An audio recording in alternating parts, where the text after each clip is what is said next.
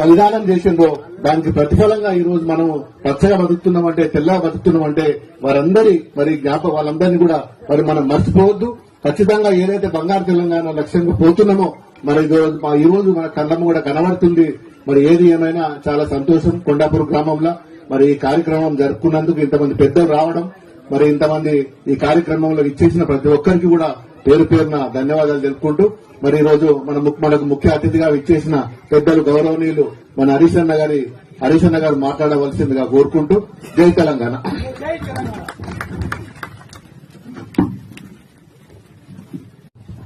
జై తెలంగాణ, జోహార్ తెలంగాణ మన వీరులకు, జోహార్ తెలంగాణ మన వీరులకు, జోహార్ ఆచార్య జయశంకర్ గారికి. గౌరవనీయులు సభాధ్యక్షత వహిస్తున్న గ్రామ సర్పంచ్ కవితా రాజు గారికి, గౌరవ పార్లమెంట్ సభ్యులు కొత్త ప్రభాకర్ రెడ్డి గారు, గౌరవ శాసన మండలి సభ్యులు ఫారూక్ హుసేన్ గారు, గౌరవ జెడ్పీ చైర్మన్ గారు రోజా రాధాకృష్ణ శర్మ గారు, గౌరవ ఎమ్మెల్సీ గారు డాక్టర్ యాదవ్ రెడ్డి గారు, గౌరవనీయులు బక్కి వెంకటయ్య గారు, గౌరవనీయులు మా జేఏసీ సిద్దిపేట అధ్యక్షులుగా ఉద్యమ కాలంలో ఎంతో చక్కగా ఉద్యమాన్ని నడపడంలో కృషి చేసినటువంటి పెద్దలు పాపయ్య సార్, అదేవిధంగా గౌరవనీయులు మిత్రులు మా తిరుపతి రెడ్డి గారు, ఉపాధ్యాయ ఉద్యమకారులు, నర్సాపూర్ ప్రాంతంలో తెలంగాణ ఉద్యమాన్ని అద్భుతంగా నడిపినటువంటి గ్రామం ముద్దుబిడ్డ మోహన్ రెడ్డి గారు, మా రాజమౌళి పంతులు మోహన్ రెడ్డి గారు, రాజ్ కుమార్ గారు, వెంకట నరసింహారెడ్డి గారు, రాధాకృష్ణ శర్మ గారు, ఉప సర్పంచ్ అమర్ గారు, ఎంపీటీసీ లలితా సత్యం గారు, గజ్జల సాయిలు, లక్ష్మీ లింగం, భాస్కరాచారి, పోలీస్ రాజు, తోట అంజిరెడ్డి, వల్లాల సత్యనారాయణ, అదేవిధంగా మార్కెట్ కమిటీ మాజీ చైర్మన్ బాపురెడ్డి గారు, రాజమహేందర్ రెడ్డి గారు, నరసింహారెడ్డి గారు, సుధీర్ గారు, వేదిక మీద ఉన్న పెద్దలు, కొండాపూర్ గ్రామ యువకులు, అక్కా చెల్లెళ్లు, అన్నదమ్ములు, జర్నలిస్టులు అందరికీ నమస్కారం. ఈరోజు రాజు చాలా మంచి ఉద్యమ స్ఫూర్తిని, ఎందుకంటే ఆయన ఉద్యమ నాయకుడు. ఉద్యమంలో వికారాబాద్ ప్రాంతంలో రంగారెడ్డి జిల్లాలో జేఏసీలో అత్యంత ప్రభావశీలంగా క్రియాశీలకంగా పనిచేసినటువంటి వ్యక్తి. ఆ ఉద్యమ స్ఫూర్తిని ఈయన ఈరోజు ఈ కొండాపూర్లో కూడా అమరవీరుల త్యాగాలను శాశ్వతంగా స్మరించుకునే విధంగా, వారి త్యాగాలను మన కళ్ల ముందు కనబడే విధంగా చక్కటి అమరవీరుల స్తూపాన్ని ఈ కొండాపూర్లో నిర్మించడం నిజంగా అభినందనీయం. ఈ విగ్రహ నిర్మాణానికి కృషి చేసినటువంటి రాజుని కూడా నేను మనస్ఫూర్తిగా అభినందిస్తా ఉన్నా. ఇవాళ ఈ అమరవీరులకు సంబంధించి హైదరాబాద్ నడిబొడ్డున, ట్యాంక్ బండ్ నడిబొడ్డున సచివాలయానికి ఎదురుగా అద్భుతమైన అమరవీరుల స్తూపం సిద్దమైతా ఉంది. వచ్చే జూన్ 2వ తారీఖు నాటికి ఆ అమరవీరుల స్తూపం అత్యద్భుతంగా అమరుల త్యాగాలను ప్రతిబింబించే విధంగా గొప్పగా మన ముఖ్యమంత్రి కేసీఆర్ గారు నిర్మిస్తా ఉన్నారు. అది దాదాపు పనులు పూర్తి కావచ్చినాయి. త్వరలోనే హైదరాబాద్ లో అమరుల స్ఫూర్తి చిహ్నాన్ని, అమరుల త్యాగాలను కనిపెట్టే విధంగా, గుర్తొచ్చే విధంగా మరొక అద్భుతమైనటువంటి భవనం నిర్మాణం అవుతా ఉంది. అమరవీరుల కుటుంబాలను కూడా ప్రభుత్వం అన్ని రకాలుగా ఆదుకునే ప్రయత్నం చేసింది. ప్రతి కుటుంబానికి ప్రభుత్వ ఉద్యోగాన్ని కల్పించడం, ప్రతి కుటుంబానికి 10 లక్షల రూపాయల ఆర్థిక సహాయం అందించడం, ప్రతి కుటుంబాన్ని జూన్ 2వ తేదీన వారి త్యాగాలను గుర్తు చేసుకుంటూ, ఆ కుటుంబాలను గౌరవించుకుంటూ మనం ముందుకు పోతా ఉన్నాం. నిజానికి మనం ఎంత చేసినా తక్కువే. ఆ త్యాగం వెలకట్టలేంది. ఆ త్యాగాన్ని మనం దేంతో కూడా ఇదే కదా, చలి కేంద్రాలు, గంజి కేంద్రాలు, అంబలి కేంద్రాలు, ఆకలి చావులు, బొంబాయి, దుబాయి, బొగ్గుబాయి బతుకులు. ఇవాళ ఏమైపోయింది? వరి నాటుకోవడాలంటే మనుషులు దొరకక ఛత్తీస్గఢ్ నుంచి మగ కూలీలు వచ్చి 5,000 గుట్టబట్టి నాట్లేసే పరిస్థితి వచ్చింది. పండిన పంట భూమికి బరువయ్యేంత పంట పండితే అమాలోళ్లు సాల్తలేరు. బీహార్కి అమాలోళ్లు వస్తేనే కాంటవెట్టుడు, రైస్ మిల్లు కాడ దించుకునే పరిస్థితి వచ్చింది తెలంగాణ. ఇది కాదా తెలంగాణ సాధించిన విజయం? ఇది మనము అమరులకు అర్పించే నిజమైనటువంటి నివాళి. అదే అమరులు ఆ రోజు ఉద్యోగాల కోసం పోరాటం చేస్తుంది. ఆ ఉద్యోగాలు ఇవాళ తెలంగాణలో నిజమైతా ఉంది. పోయినసారి 1,42,000 ఉద్యోగాలు నింపుకుంటే ఇప్పుడు 81,000 ప్రభుత్వ ఉద్యోగాలు నింపే ప్రక్రియ జరుగుతా ఉంది. ఇంత అద్భుతంగా మనమేమో ఉద్యోగాలు నింపితే ఇలా నిరుద్యోగ యువత బాగా కష్టపడి చదువుకుంటుంది, బ్రహ్మాండంగా ఎగ్జామ్స్ రాస్తున్నారు, ప్రిపేర్ అవుతున్నారు.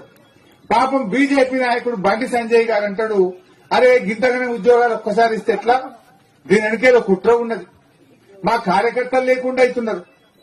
అంటే ఒక ప్రతిపక్ష నాయకుడు మాట్లాడే మాటనా, మేము 81,000 ఉద్యోగాలు ఇస్తే ఇంకా చాలయి, ఇంకా 10,000 ఎక్కువ ఇవ్వనాలి. కానీ బండి సంజయ్ గారు అంటారు, అరే ఇదేంది పై గింతగానం ఒక్కసారి ఉద్యోగాలు ఇస్తారా, గింతగానం నోటిఫికేషన్లు ఒక్కసారి ఇస్తారా, మా కార్యకర్తలు ఎట్లా, దీని వెనకేదో పెద్ద కుట్ర ఉన్నది అంటూ. ఇవాళ కూడా నిన్ననే కూడా ఎక్కడ స్టేట్మెంట్ ఇచ్చిండు. ఏమని ఇచ్చిందంటే, నిరుద్యోగ యువకులు ఉద్యోగాల కోసం చదువుడు బంద్ చేసి రాజకీయాల కోసం మా ఇంట రండి. ఇది ఒక నాయకుడు మాట్లాడే మాట. ఇంత విలువలు దిగజారిపోయి మాట్లాడతారు అంటే ఇలా రాష్ట్రంలో ఏడికొచ్చింది పరిస్థితి ప్రతిపక్షాలంటే, ముఖ్యమంత్రి గారేమో మన రాష్ట్ర ప్రగతిని అద్భుతంగా ముందుకు తీసుకుపోతూ దేశానికి ఆదర్శం చేసిండు. తెలంగాణలో స్టార్ట్ అయ్యే ప్రతి స్కీమ్ దేశం నకలు కొడుతుంది. మన దగ్గర స్టార్ట్ అయిన ఇంటింటికి నల్లాబెట్టి మంచినీళ్లు ఇచ్చే మిషన్ భగీరథను హర్ ఘర్ కో జల్ అని దేశం మొత్తం నకలు కొడుతున్నారు. మన దగ్గర స్టార్ట్ అయిన రైతు బంధు ఎకరానికి 10,000 రూపాయలు ప్రతి సంవత్సరం రైతుల అకౌంట్ లో వేస్తే దాన్ని నకలు కొట్టి పీఎం కిసాన్ సన్మాన్ నిధి అని ఒక కార్యక్రమం పెట్టుకున్నారు. మన దగ్గర చెరువులు బాగా చేసే మిషన్ కాకతీయను మనం చేస్తే అమృత్ సరోవర్ అని నకలు కొట్టి దేశమంతా చేసుకుంటా ఉన్నారు.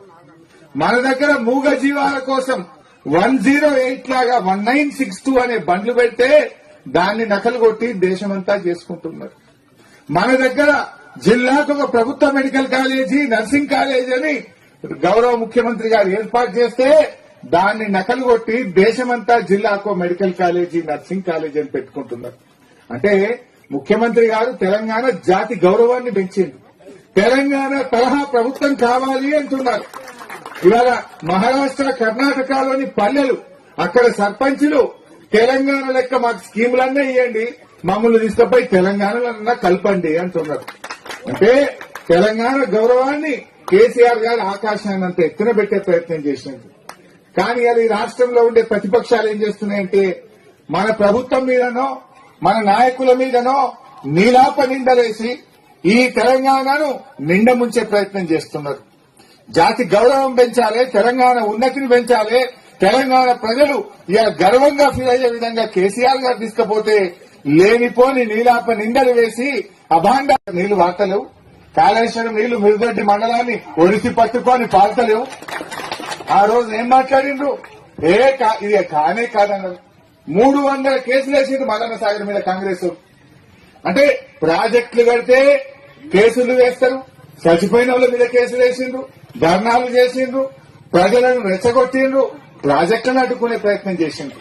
కంటి వెలుగులు పెడితే ముసలివాళ్ళకి కళ్లు కనబడద్దు, చిక్కిపోవాలి ఓట్లు, కళ్లు కనబడితే కారు మీద గుద్దుతారని అట్లా కుట్ర చేయబట్టి, సెక్రటరియట్ కట్టా అంటే దాన్ని ఊహిస్తా అంటాడు ఒకడు, ప్రగతి భవన్ పేర్స్తాను ఒకడంటాడు, ఇంకొకడేమో మేము ఈ ఉద్యోగాలు ఇస్తున్నారు అంటే అరే దీని వెనుక కుట్ర ఉంది, ఇప్పుడే గిన్ని ఉద్యోగాలు ఇస్తారా, దీన్ని ఆపాలని కోట్ల కేసులు వేసే ప్రయత్నం చేస్తారు. అంటే ఇది ఈనాడు ప్రతిపక్షాలు ఈ రాష్ట్రంలో ప్రవర్తిస్తున్నటువంటి నీతి. ఇలా ప్రజలు అర్థం చేసుకోవాలి. తెలంగాణ జాతి గౌరవాన్ని, అమరుల త్యాగాలను, అమరుల ఆశయాలను ఇవాళ నిజం చేస్తున్న ప్రభుత్వం ఇవాళ బీఆర్ఎస్ ప్రభుత్వం, మన నాయకుడు కేసీఆర్. ఇవాళ కేసీఆర్ ఉంటేనే తెలంగాణ జాతి గౌరవం పెరుగుతుంది. వీళ్లతో పెరిగేది. వీళ్ళు ఆనాడు ఎక్కడున్నారు, తెలంగాణ ఉద్యమం చేసినాడు. కేసీఆర్ జైల్లో పడ్డనాడు ఎక్కడున్నారు వీళ్ళు. కేసీఆర్ ఆమరణ నిరాహార దీక్ష చేసినాడు ఎక్కడున్నారు. అమరులు ఆ రోజు త్యాగాలు చేస్తే శాంక్షన్ చేస్తాం. అది సర్పంచ్ గారు ఏం తెచ్చుకుంటే దాని మీద సంతకం పెట్టి సాయంత్రం కల్లా ఆదరిస్తాం. జై తెలంగాణ. సార్